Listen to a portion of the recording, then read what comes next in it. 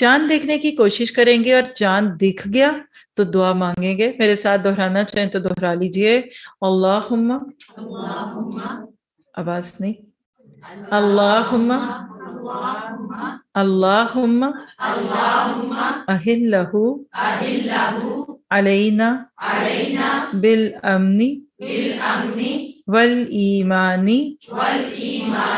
والسلامت والاسلام ربی وربک اللہ. آپ نے لفظ بولے ہیں یا اس کے معنی پہ بھی تھوڑی سی نظر گئی ہے؟ ہاں، اب اس کے ترجمے کو ذرا سا ذہن میں رکھ کر سنیے.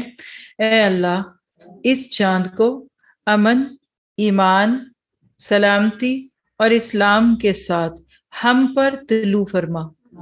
اے چاند، میرا اور تیرا رب اللہ ہے. جامع ترمذی کی یہ روایت ہے 3451 نمبر کی. تو چاند دیکھنے کے لیے جو ہر مہینے کی دعا، یہ خالی ذی الحج کے چاند کی دعا نہیں ہے، سال کے 12 مہینوں میں جب بھی چاند دیکھیں تو یہ دعا مانگیں.